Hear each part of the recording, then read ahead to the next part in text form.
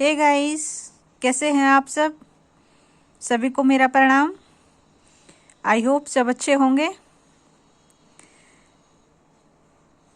आज हम करते हैं जॉन मिल्टन का ये जो पैराडाइज लॉस्ट बुक फर्स्ट के बारे में, ठीक है। हिंदी में कुछ समरी जान लेते हैं इसकी मेन थीम क्या है। वैसे जो मैंने शॉर्ट वीडियो में ये कंप्लीट क्वेश्चन डाल दिया है, जिसको भी चाहिए तो देख लेना।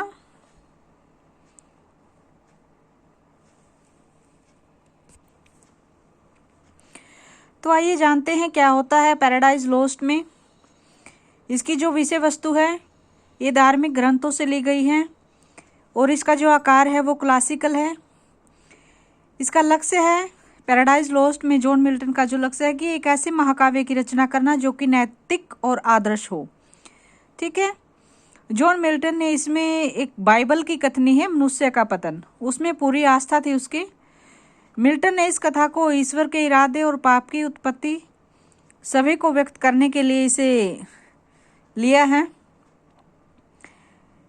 इसमें यह भी बताया जाता है कि कैसे शैतान ने मनुष्य को पतन की ओर धकेला है और कैसे ईश्वर ने मनुष्य को धरती पर भेजकर उसे दंड दिया है, जैसे कि मनुष्य का पुनर्जन्म होना, फिर जीसस क्राइस्ट के रूप में ईश्वर के पुत्र का जन्म होना, ठीक है। मनुष्य का जो पतन है, डॉक्टर जॉनसन क्या कहते हैं कि ईश्वर के न्याय को स्वीकार करना तो मनुष्य का धर्म है, ठीक है। अगर हम उनका उल्लंघन करते हैं, विरोध करते हैं तो कष्ट और दुख मिलता है। एडम और जो ईव हैं वो जब तक ईश्वर का आदेश मानते हैं वो सुखी रहते हैं। कॉलरिज है क्या कहता है इस काव्य के बारे में, इसकी जो विषय है उसके अनुसार, कॉलरिज के अनुसार जो काव्य का विषय होना चाहिए वो क्या है, पाप की उत्पत्ति और पुण्य का युद्ध, ठीक है। इसमें जो मिस्टर ग्रेव हैं वो क्या कहते हैं कि ये तार्किक और अतार्किक के बीच का युद्ध है जो कि मनुष्य की प्रकृति में पाए जाते हैं। वास्तव में इसमें दो ताकतों में युद्ध होता है, जैसे कि शैतान और उसके लोभ, जो प्रभुत्व के बीच उसकी जो महत्वाकांक्षा है इन सब के बारे में, और दूसरा है आदम और कामुकता के बीच में, ठीक है। पैराडाइज लॉस्ट है उसका जो विषय बहुत ही महान है। इसमें एक व्यक्ति या देश से नहीं है बल्कि पूरी समस्त मानवता से ये संबंध रखता है, ठीक है। कई आलोचक क्या मानते हैं कि ये विषय जो प्राचीन है, आज के युग की रुचि नहीं है, ठीक है। कि जो पैराडाइज लॉस्ट जो विषय है ये एक प्राचीन हो गया है, आज की जो जनरेशन है वो इसमें रुचि नहीं रखती। लेकिन इसमें क्या होता है कि जो शैतान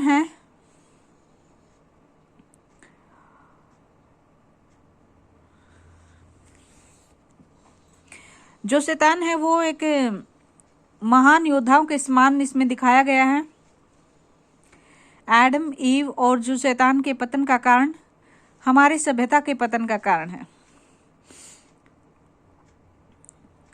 मिल्टन है जो मानव जीवन को एक निरंतर युद्ध के रूप में देखता है जो कि नास्तिक घमंड और धार्मिक मनुष्य के बीच सदियों से चली आ रही है।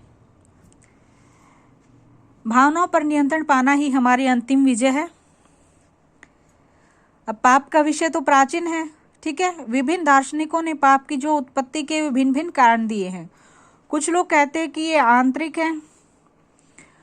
तो शैतान के लिए पाप क्या है, ईश्वर के आदेशों का पालन न करना, ठीक है, मतलब ईश्वर के आदेशों का उल्लंघन करना। तो शैतान ने स्वतंत्रता की धारणा मनुष्य को प्रदान की है। कैसे? इस स्वतंत्रता का अर्थ क्या है कि मनुष्य अपना रास्ता स्वयं चुने। और मिल्टन है जो वो इसकी आलोचना करते हुए क्या कहता है कि मनुष्य के जो स्वतंत्र निर्णय हैं उनको वो पसंद नहीं करता। उसके अनुसार जो स्वयं अपना भाग्य निर्धारित करना पाप की ओर जाना होता है, ठीक है। मिल्टन क्या कहता है कि अगर हम अपना भाग्य स्वयं निर्धारित करते हैं तो हम पाप की ओर जाते हैं। इस काव्य का विषय क्या है, ईश्वर के निर्णय की व्याख्या करना। तो मिल्टन के अनुसार जो एडम और ईव हैं उनसे स्वर्ग से पतन उनका उचित था। तो मिल्टन आध्यात्मिक प्रगति में आस्था रखता है। ईश्वर अपनी अच्छाई से मनुष्य को पाप से ऊपर उठाता है, मिल्टन ऐसा कहते हैं।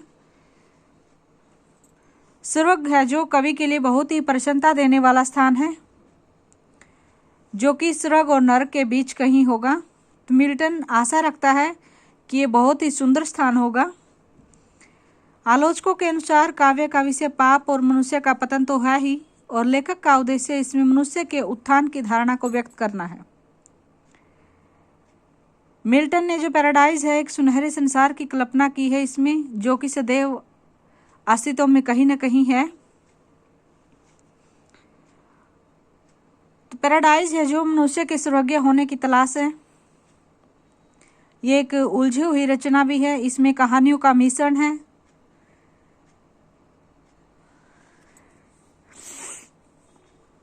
टिलियार्ड नामक एक आलोचक है इसमें, उसके अनुसार मिल्टन ने कुछ समय शैतान का साथ दिया, परंतु इसके पश्चात शैतान इतना शक्तिशाली हो गया कि वे मिल्टन पर ही छा गया। वे मिल्टन के विश्वास धारणाओं का माध्यम बन गया। तो मिल्टन इस महान काव्य को सार्वजनिक रुचि बनाने के लिए एक अत्यंत प्रशंसा का इसमें पात्र है। तो ये इसकी छोटी सी थीम थी। आई होप आपको अच्छे से समझ आई होगी, ज़्यादा डिफिकल्ट तो नहीं है।